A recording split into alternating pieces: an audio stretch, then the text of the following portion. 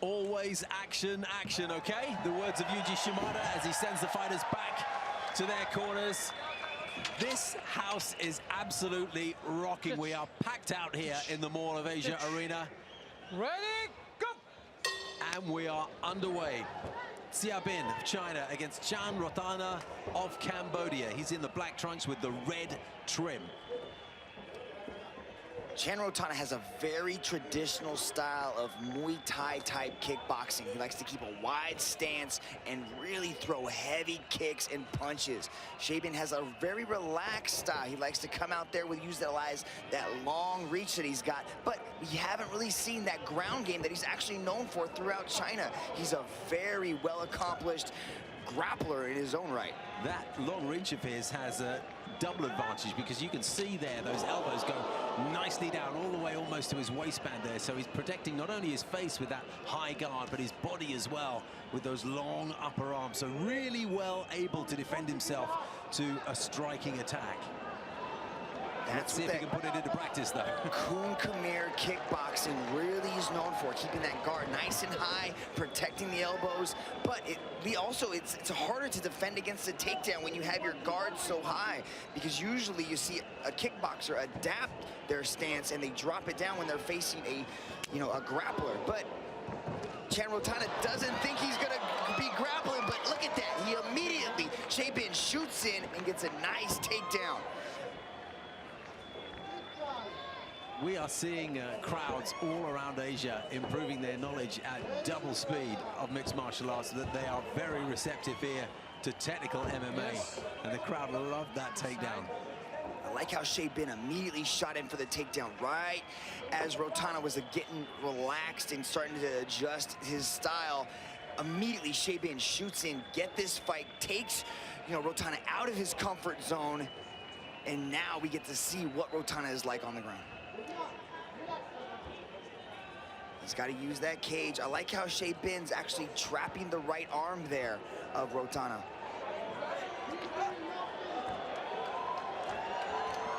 Just past the 2-minute mark in this opening round, and Xiaobin just punching underneath the arm there, looking for the chin, but getting mainly body. But he's got the back of his opponent, and he throws him down like a rag doll.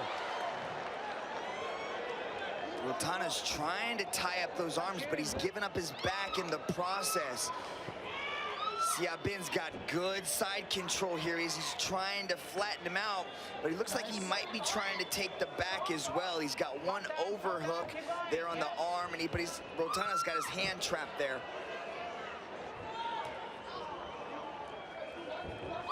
Xiaobin's got so much reach. He's able to use these arms. Really does have a long and he's just able to easily control the body here, and he's able to tie up the hands of well as Rothana from really weird angles because his arms are so long.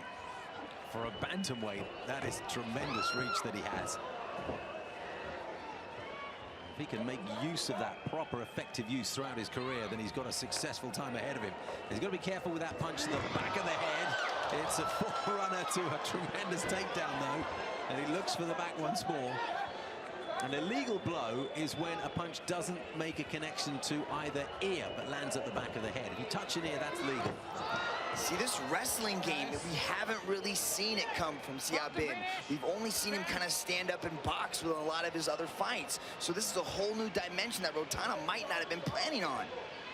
He told me that he expected a boxing match coming in here to this fight, but Xiaobin has given him something completely different. Now he's got side control. He's trying to pin down that left arm there. Rothana, knee on belly now. Postures up. Rothana uses it to transition out. Might be able to get a takedown of his own now and reverse the position.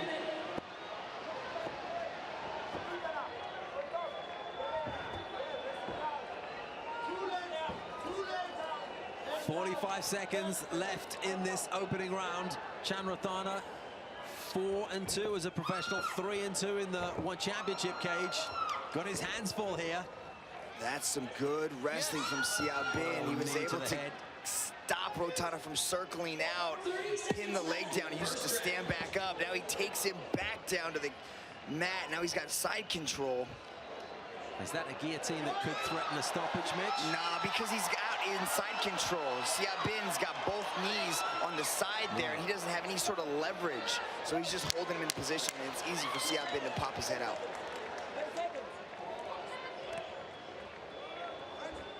Rothana walking along the cage, not allowed to grip it with his toes, but you can walk along the cage like that, that's perfectly fine. End of the first round. We'll get Rich Franklin's assessment of how things have gone in a moment. But first, Mitch, let's take a look at those 5 minutes. Look at this. He takes the kick, catches it on the arm, and then immediately goes in for a double leg. Did not want anything to do with the stand-up game of the Kun Khmer champion, Rothana. Look at that big belly-to-back suplex. And that was pretty much the story of the entire round. It's just the ground control of Siap Bin. Let's see what Rich Franklin has to say. Yeah, I'll tell you, that's the story of this round, is the ground control. You know, I've actually trained with Rothana. I've been to his school.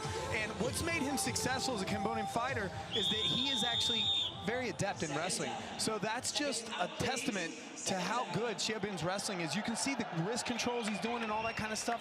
Anytime they end up in a scramble, there's a takedown, back down again. He's been able to land some ground and pound during the ground control session. So at this point in time, I have him ahead at 5 minutes in the scorecard. We score fights in their entirety, not round by round. So Rich, of course, pointing out for you that this is the 5-minute mark, 10 minutes to go. We don't think of it in terms of rounds. So there's no question of getting a round in the bag, as it were. Roger that. It's always interesting to see how fighters come back after the round break and to see if they adjust their strategy and if they've been able to, you know, implement anything new from the previous round to see how it affects the next. Big height advantage you can clearly see when they stand up, and just look when Siap Bin extends that left jab, perhaps how long that reach is. But he's used other methods to gain an advantage in this contest, methods that go beyond striking. Wide eyes on Rothana. Look at the concentration. Yeah, I like how Siap Bin's starting to punch his way in, gets a little bit closer, but then immediately starts to back out. He's definitely got Rothana thinking about the takedown, which is kind of leading to a little bit of hesitancy on his part for just that exact reason. Beautifully ducked under, slid into the double leg takedown, now in a very dominant position here in side control. Now he's got that arm trap. See how he has that basic crucifix position there, Steve? He's got one arm, the right arm, trapped between his legs, and he's able to control Rothana's left arm with his arms as well. Here comes a Darce choke. He's able to slide into there with that long reach. I don't know if you can see it, but now he's grasped his own bicep, and he's getting deep into an anaconda-type choke there. I'm not sure that Rothana had a hand to tap out with for a moment there, although it's free now, but that is looking pretty tight, Mitch, isn't it?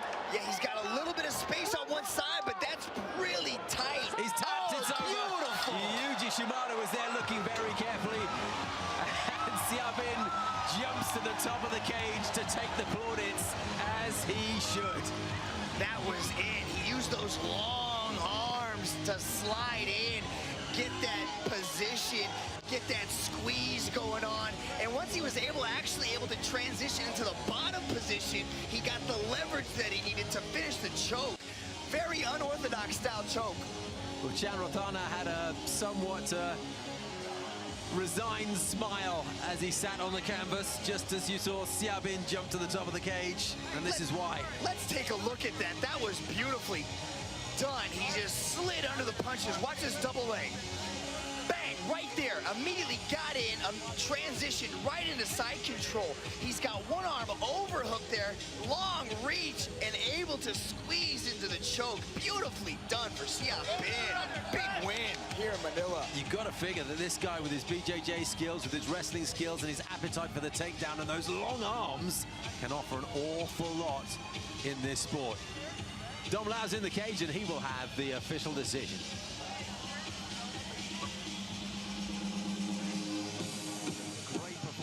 Wasn't it, from Siap Bin? Just 19 years old. Here's Dom Lau now. Ladies and gentlemen, your referee, Yuji Shimada, has put a stop to this fight after 1 minute and 46 seconds in the second round. For your winner, by way of Darce choke,